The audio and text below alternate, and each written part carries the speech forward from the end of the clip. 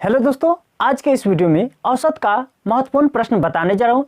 यदि आप group D और एनटीपीसी का तैयारी करते हैं तो इस वीडियो को अंत तक जरूर देखिए। और हाँ, यदि आप हमारे चैनल पर नए हैं तो चैनल को सब्सक्राइब करके बेल आइकन का घंटी दबा दीजिए। तो चलिए हम लोग प्रश्न की ओर चलते हैं। चलिए देखते हैं आज का पहला प्रश्न। देखिए, प्रश्न है 6 प्रेक्षणों का औसत 12 है। यदि 7वां प्रेक्षण शामिल कर लिया जाए तो औसत में 1 की कमी हो जाती है।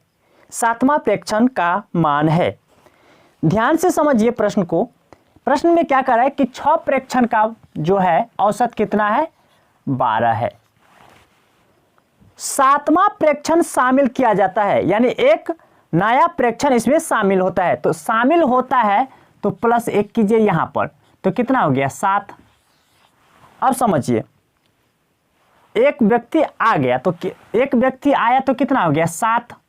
6 में 1 जोड़ दीजिए तो 7। अब देखिए इसमें क्या कर रहा है, 1 की कमी हो जाता है। मतलब इस औसत में क्या होता है, 1 की कमी हो जाता है। यहां पर ये समझिए, तो -1 हो गया।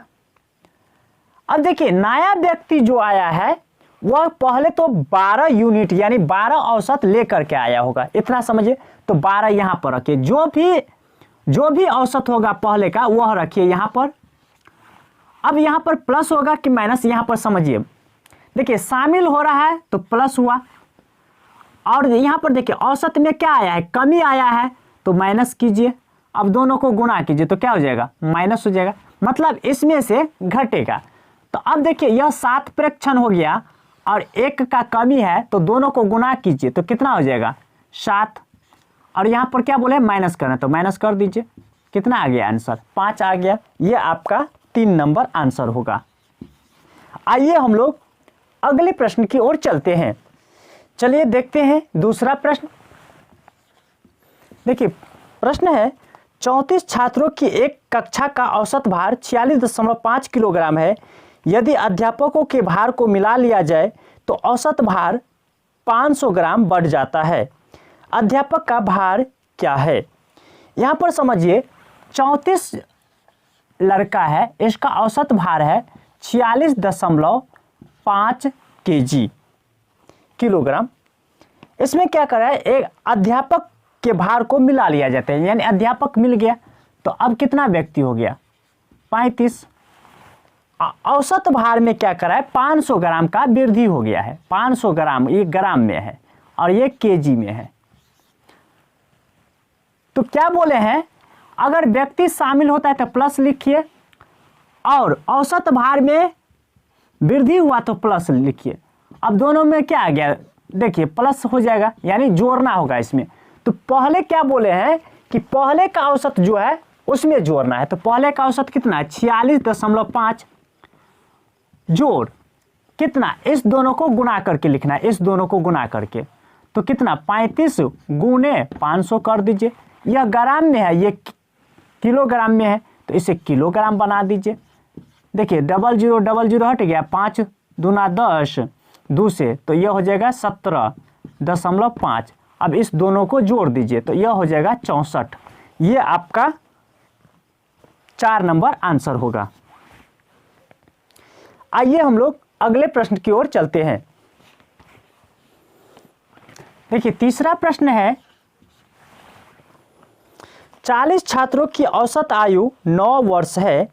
यदि अध्यापक की आयु सम्मिलित कर ली जाए तो औसत आयु 10 वर्ष हो जाती है। अध्यापक की आयु वर्षों में क्या होगी। ध्यान दीजिए, 40 छात्रों का औसत कर है, तो 40 छात्र है, औसत आयु कितना है, 9 वर्ष।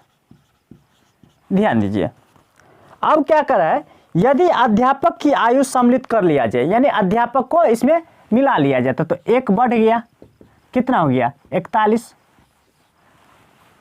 तो यहां पर क्या कर रहा है, अब औसत, नया औसत हो जाता है कितना, नया औसत हो जाता है 10 वर्ष। अब समझिए, देखिए पहले 9 था, अब हो गया 10। ये कितना का वृद्धि हुआ है, 1 का वृद्धि हुआ है। तो वृद्धि मतलब प्लस हो गया, और ये भी प्लस से हुआ है।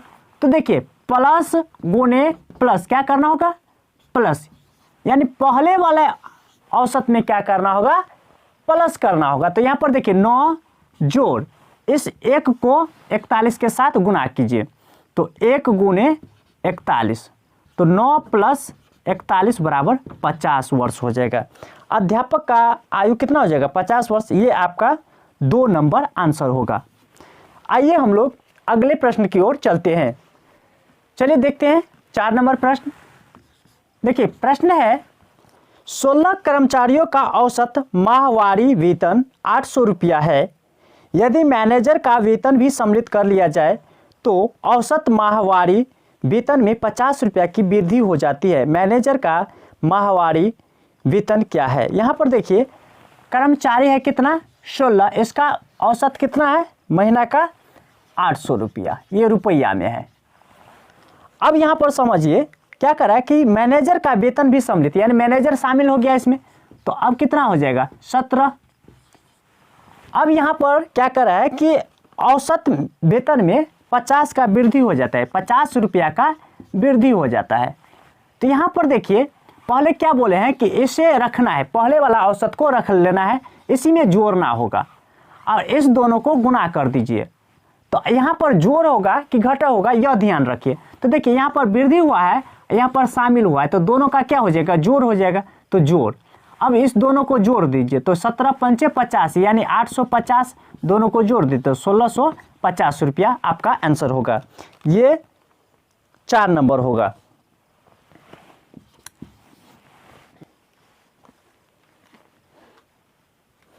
यदि आप लोग को हमारा ये ट्रिक अच्छा लगा है तो प्लीज़ हमारे चैनल को सब्सक्राइब कीजिए, लाइक कीजिए और शेयर कीजिए। जी धन्यवाद।